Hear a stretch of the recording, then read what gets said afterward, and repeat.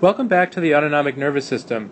In the last video, we spoke about the chemical transmission that goes on at cholinergic synapses within and outside the autonomic nervous system. At the top is a schematic of the parasympathetic nervous system, and we know that both synapses in the parasympathetic nervous system are typically cholinergic. In other words, the neurotransmitter released from this presynaptic terminal is acetylcholine, and that some sort of choline a receptor will be present on the plasma membrane of the postsynaptic cell. The same is true for this synapse as well. Now on the bottom we're looking at a cartoon of the sympathetic nervous system in which the first synapse is also cholinergic.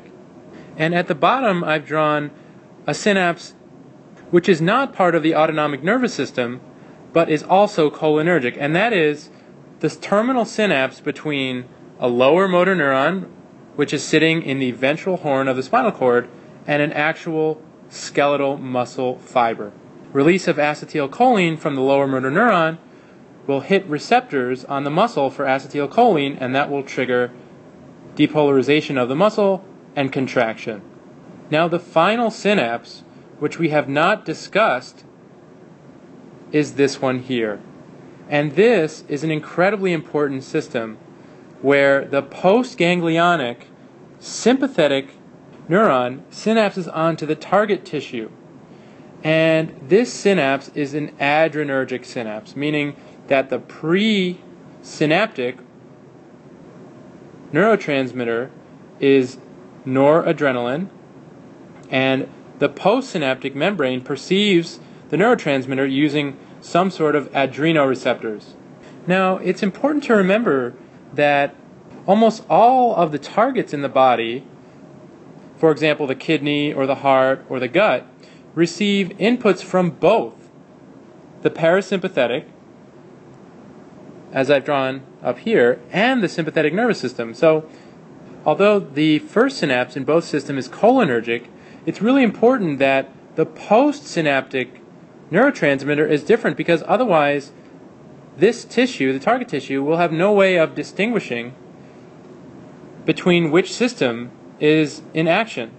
If the same neurotransmitter was released at both the parasympathetic and sympathetic terminals, there would be no way for the tissue to differentiate which system is trying to signal. So that's why it makes sense that the final output of parasympathetic nerves is acetylcholine, whereas the final output from the postganglionic neuron is norepinephrine from the sympathetic system. So we now know, when we're looking at simple cartoons, which synapses are adrenergic. That would be the postsynaptic or postganglionic terminal of the sympathetics, and which synapses are cholinergic, which is essentially all of the rest. Both of the first synapses in sympathetic and parasympathetic, as well as the postganglionic axon of the parasympathetic. So in green are the cholinergic synapses, and in red is the noradrenergic synapse. But we also know that there's a lot of different types of synapses that are represented by just this cartoon here. So for example, this here is the first synapse in a sympathetic system. This could be taking place in either prevertebral or paravertebral ganglia of the sympathetic chain. This could be a synapse in the celiac ganglion between a pre and a post ganglionic sympathetic fiber, or this could be in a renal sympathetic ganglion. Basically, the point here is that every synapse that occurs in an autonomic ganglia, no matter whether it's sympathetic or parasympathetic, will be cholinergic, whereas the transmitter released by the postganglionic neuron in the sympathetic system is norepinephrine or noradrenaline, and the postganglionic neuron of parasympathetic system is acetylcholine. So now we just want to take a look at how the postganglionic sympathetic neuron synthesizes norepinephrine, because there's a lot of useful biochemistry here for us to understand. So our driving question is, at this second synapse of the sympathetic system, how does norepinephrine get made? So when you're thinking about how norepinephrine is made, it all starts with this molecule here. So if you don't recognize this molecule, let's just answer a couple of simple questions about it. So we're looking at this precursor to norepinephrine, and we see that it is an amino acid with an aromatic side chain. Now, by this alcohol group here, we know that this aromatic amino acid is tyrosine. So the initial building block in making norepinephrine is the aromatic amino acid tyrosine. And what we're going to see is that in just 3 steps, we can make, or the body can make, tyrosine into norepinephrine. Now remember, this is happening at the axon terminus of the postganglionic sympathetic cell just before or just at the synapse with the target tissue. So we're turning tyrosine into norepinephrine in preparation for loading it into a vesicle and dumping it out into the synaptic cleft, where it will act on adrenoreceptors on the target tissue. So what's the first step in order to turn tyrosine into norepinephrine? Well, the first thing we're going to do is we're going to hydroxylate the aromatic ring to make the next intermediate, which is called DOPA. So first of all, what should the enzyme that catalyzes this step be called? If we're going to be adding a hydroxyl group to tyrosine, it makes sense that this enzyme should be called tyrosine hydroxylase. And that's what it's called. So if you take tyrosine and you allow tyrosine hydroxylase to act on it, you'll hydroxylate the aromatic ring of tyrosine and you'll get a compound called DOPA. So where does the name DOPA come from? Well, DOPA is basically an acronym which stands for dihydroxyphenylalanine. And if we remember the structure of phenylalanine, this ends up making a lot of sense, because phenylalanine, which I've drawn here, is really just its own hydroxylation away from becoming tyrosine, which I've drawn here. So all we have to do to get from phenylalanine to tyrosine is to hydroxylate phenylalanine, and that's done by an enzyme called phenylalanine hydroxylase. And so then, if we've hydroxylated phenylalanine once, we'll get tyrosine, and now we see that if we hydroxylate tyrosine, of course using tyrosine hydroxylase, naturally we should get dihydroxyphenylalanine, which is to say that you could even rename tyrosine something like monohydroxyphenylalanine, which it is. And so it makes even more sense that if you hydroxylate monophenylalanine, in other words tyrosine, you should get dihydroxyphenylalanine, and to abbreviate that, we say DOPA for dihydroxyphenylalanine. In other words, you add either 2 hydroxyl groups to phenylalanine, you get DOPA, or you add 1 hydroxyl group to tyrosine, which already has 1, and that will give you DOPA. So in order to keep track of this, you could really just refer to this here, because these compounds, phenylalanine, tyrosine, and DOPA, are completely analogous, except phenylalanine on the aromatic ring has 0 hydroxyl groups, tyrosine has 1, and DOPA has 2, which is why DOPA stands for dihydroxyphenylalanine. You could also imagine DOPA being called monohydroxytyrosine. There really wouldn't be any difference. So we've said there's only 3 steps on the way from tyrosine to norepinephrine, and we've already completed step 1 by making this compound here, which is dihydroxy-1,2-phenylalanine.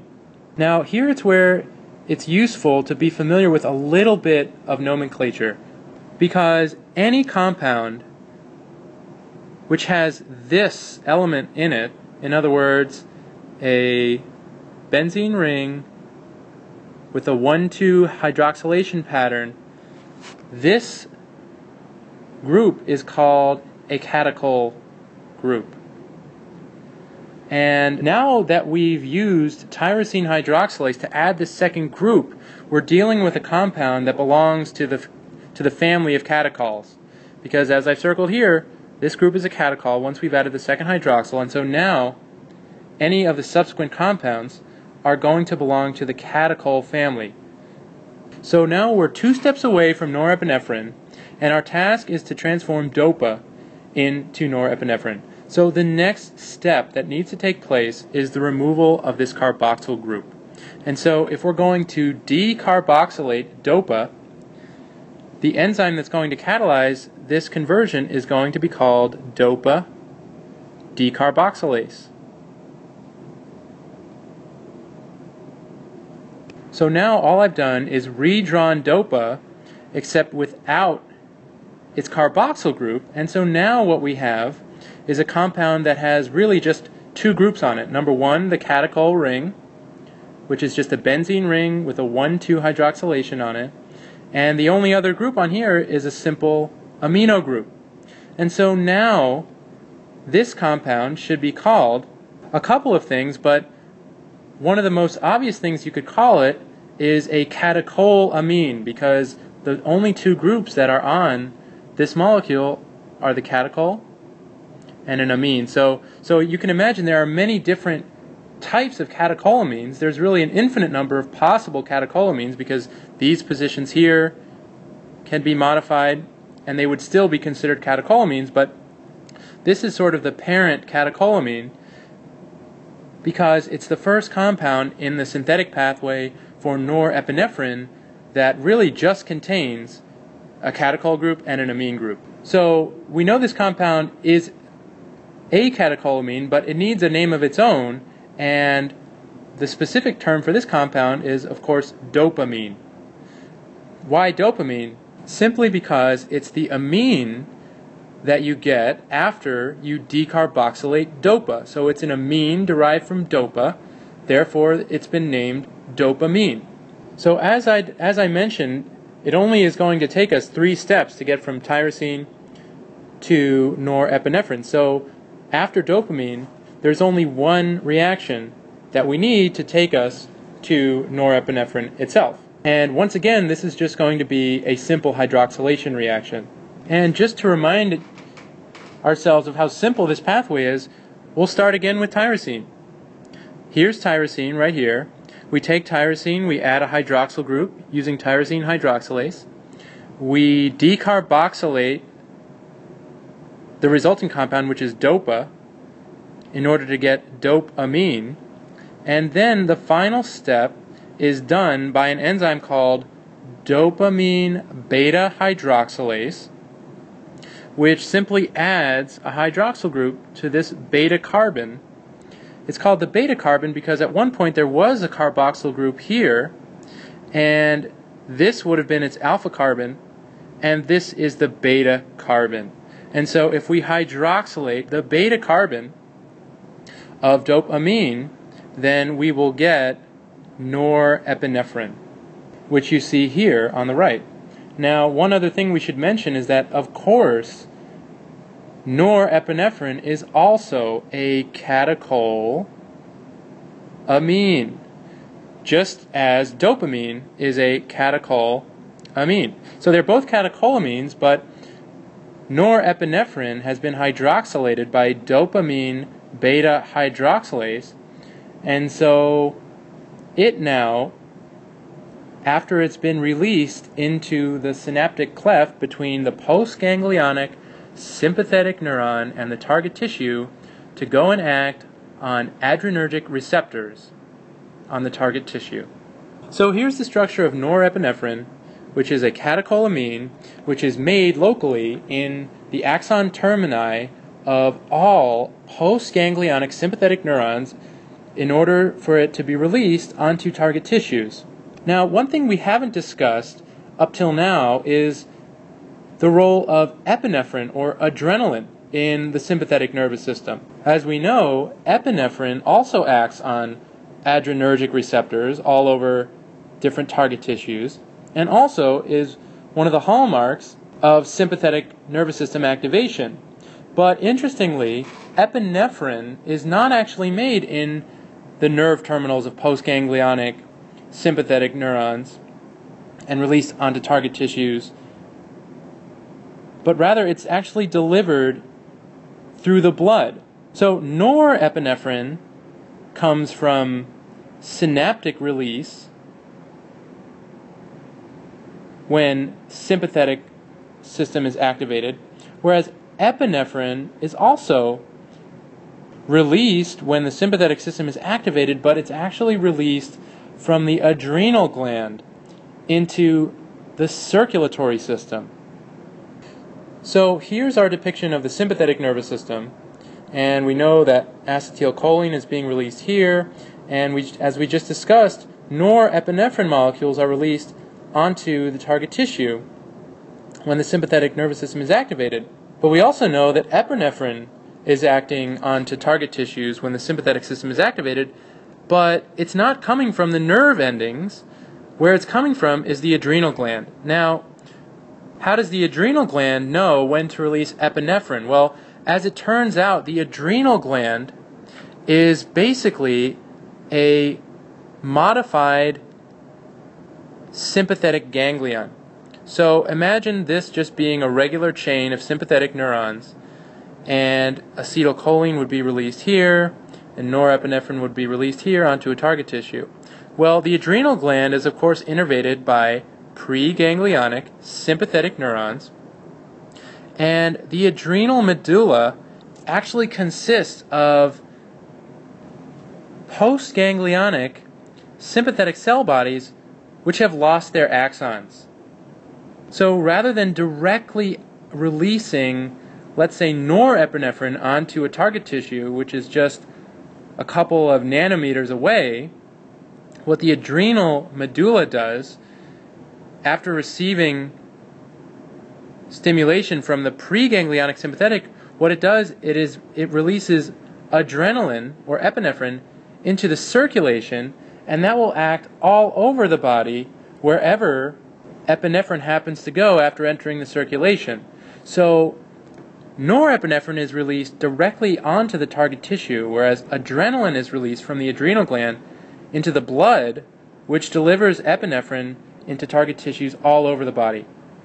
Now, chemically speaking, what's going on in the adrenal medulla that's not happening in the axon terminus of the postganglionic sympathetic cells, such that the adrenal medulla is making epinephrine, whereas the postganglionic sympathetic nerve terminals are making norepinephrine? Well, it turns out that epinephrine is just one step further down the biosynthetic pathway for norepinephrine. So this is, of course, norepinephrine.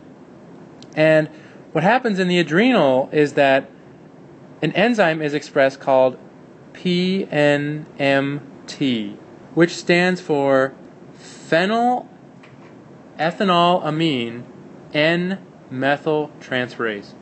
So this is a little odd sounding, but really phenylethylamine is just referring to norepinephrine, because you have a phenyl group and you have a modified ethanol molecule with an amine. So really it could also be called just norepinephrine N-methyltransferase.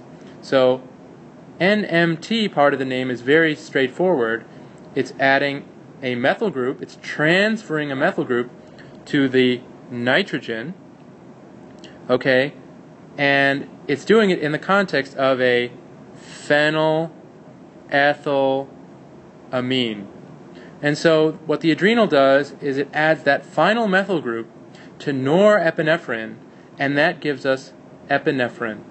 So the two absolutely key neurotransmitters of the sympathetic system are norepinephrine and epinephrine. Both of them are derived from the same biosynthetic pathway, which starts at tyrosine. Tyrosine hydroxylase gives us DOPA. DOPA decarboxylase gives us dopamine. Dopamine beta hydroxylase gives us norepinephrine. And finally, PNMT gives us epinephrine, which is of course also a catecholamine. So the three catecholamines are norepinephrine, epinephrine, and dopamine. Now, one thing that's helpful is to know where the word epinephrine comes from. Epi means upon, and nephrin means the kidney. And so epinephrine comes from this small organ which is upon the kidney, in other words, the adrenal gland, and more specifically the adrenal medulla, which expresses this enzyme PNMT, which converts norepinephrine to epinephrine for release into the general circulation when the sympathetic system is activated. So hopefully today we were able to understand how tyrosine is converted into both of the key transmitters of the sympathetic system, norepinephrine and epinephrine.